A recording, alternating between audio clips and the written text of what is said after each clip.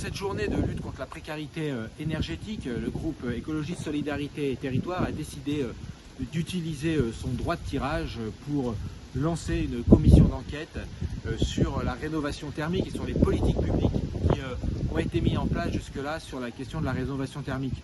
On sait que c'est un enjeu primordial. On a 12 millions de personnes qui vivent en précarité énergétique. Ça veut dire qu'ils vivent dans des passoires thermiques, dans des bâtiments mal isolés, avec un confort qui laisse à désirer, mais surtout avec une facture énergétique très importante et encore plus importante aujourd'hui avec l'augmentation de l'énergie.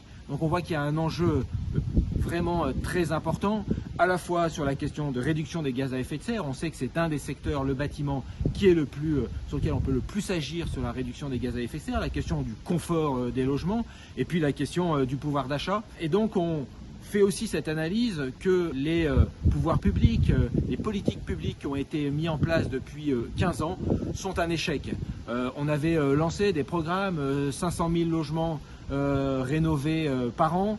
On est entre 15 000 à 30 000 logements actuellement rénovés, et encore, si on regarde sur de la rénovation globale, si on arrive sur des logements qui sont totalement rénovés, qui ne nécessitent pas ou peu de chauffage, on est sur des chiffres qui sont encore beaucoup plus bas.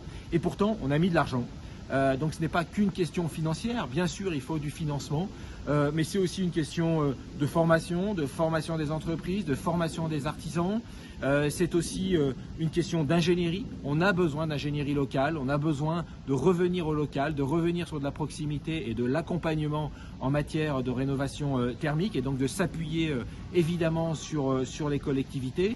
Donc notre commission d'enquête, c'est tout ça, c'est-à-dire c'est à la fois de faire le bilan, d'essayer de creuser, d'essayer d'analyser du pourquoi ça ne marche pas, pourquoi ça ne fonctionne pas. Si je prends l'exemple de MaPrimeRénov', avec quelque chose qu'on ne comprend pas, dont on ne voit pas les objectifs, et puis évidemment de faire des propositions pour aller vite, beaucoup plus vite, et mettre en place des politiques publiques qui fonctionnent, qui marchent et en lien avec les collectivités territoriales.